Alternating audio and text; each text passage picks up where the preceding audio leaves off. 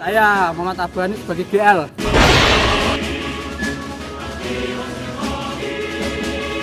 Saya Muhammad Iqbal sebagai mekanik 1. Saya Muhammad Rifan sebagai mekanik 2. Saya Wahyudana sebagai mekanik 3.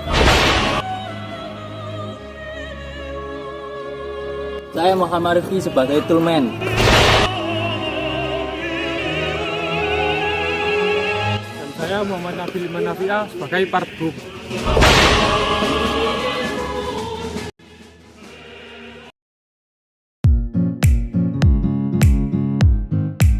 Assalamualaikum warahmatullahi wabarakatuh. Saya Muhammad Iqbal dari kelas A akan menjelaskan nama komponen-komponen dari hidrolik pump. Hidrolik pump ini tipenya positif displacement variabel piston pump. Saya mulai dari yang paling depan karena komponennya sudah terpasang. Yang pertama cradle, selanjutnya swash plate, terus ini retainer sauce, dan di atasnya retainer sauce ini ada piston, berikutnya lagi barrel, ini barrel, terus di atasnya ada valve plate, yang paling ujung atas ini ada tas pump bertipe centrifugal charger pump.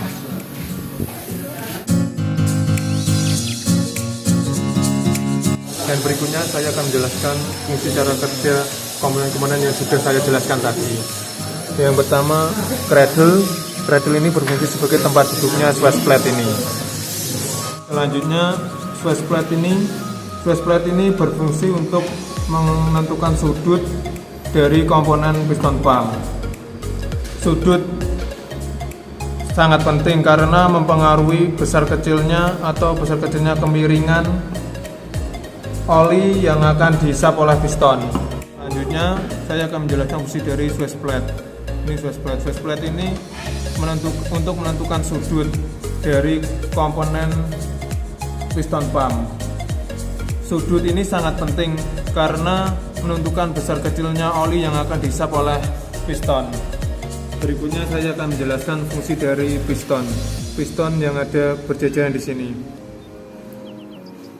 Dan untuk piston sendiri ini berfungsi untuk menghisap sekaligus untuk menekan oli yang berada di dalam komponen.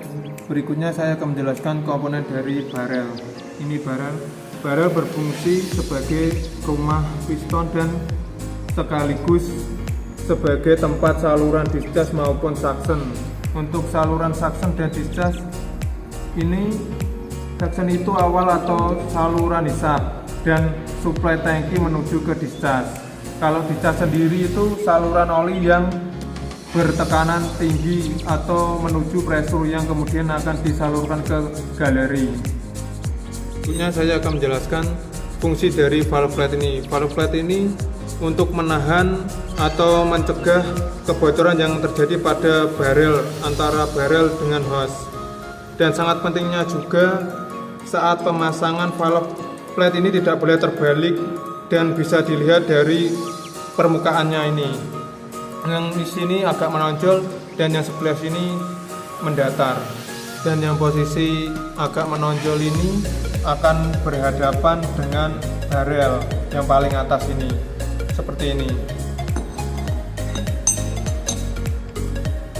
Kemudian saat pemasangan valve plate ini kita juga harus memperhatikan posisi suction dan discharge-nya ini.